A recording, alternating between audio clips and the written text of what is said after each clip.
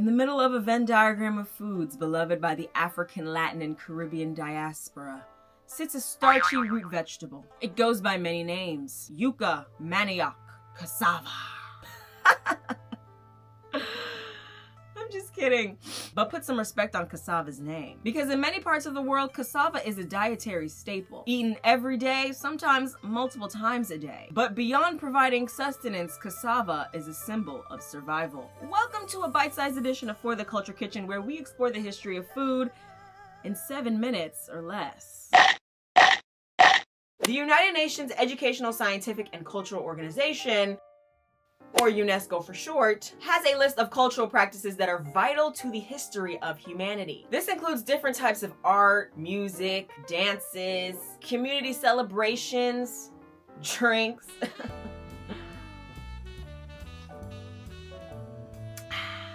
This is water, by the way. Foods, you get the point. You know one food that's important to the history of humanity? I love bread.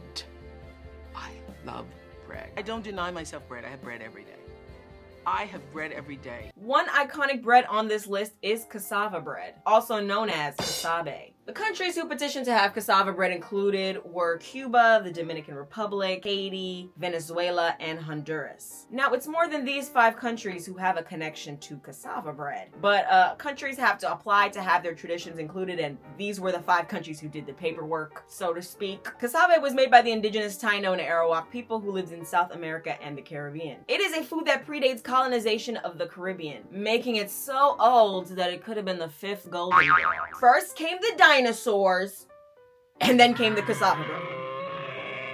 As a matter of fact, the Taino were the first indigenous peoples Christopher Columbus met when he landed on the island of Hispaniola, where modern-day Haiti and the Dominican Republic are. Cassava is made from grating cassava, squeezing out the liquid, and cooking it over heat until it resembles a flatbread. It can be made to taste sweet or savory, and the recipe differs between communities. Cassava itself is a symbol of resilience. Known as a survivor's crop, it can withstand hurricane-force winds, is drought tolerant, and can grow in poor soil. Cassava can even keep for months without going bad. Could cassava compete in a Spartan race?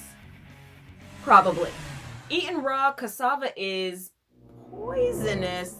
And so the tuber also came to symbolize patience and hard work, because you can't just pick it off the ground and start chewing. Now, how did cassava make its way to Africa? In the 16th century, Portuguese traders in Brazil introduced cassava to Africa, first in the Democratic Republic of the Congo. Today, cassava is a staple in Congolese cuisine and is used to make dishes like pondu, also known as saka, which is made from the cassava leaves. I happen to have an episode making pondu, so if you'd like to watch that, make sure you watch this video first though, and like it. Matter of fact, leave a couple comments. But afterwards, you can go watch that video. But of course, there are other dishes all across the African continent made with cassava. West and Central African fufu, East African coconut mogo. You see, cassava is very versatile. It can be boiled, fried, made into flour, etc., etc. If I'm Every Woman by Whitney Houston was about crops, the song would definitely be about cassava. Because anything you want, cassava can do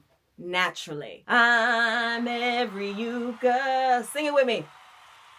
Every yuca. Why else is cassava important to the African diet? The 4 most important staple foods in the world are rice, maize, wheat, and cassava. But during times of drought and famine, cassava's resilience in the face of poor conditions is king. Particularly in malnourished communities, cassava is a reliable and cheap way to consume calories. In the African, Caribbean, and Latin diaspora, cassava connects us to our cultural roots and reminds us that through it all, we endure.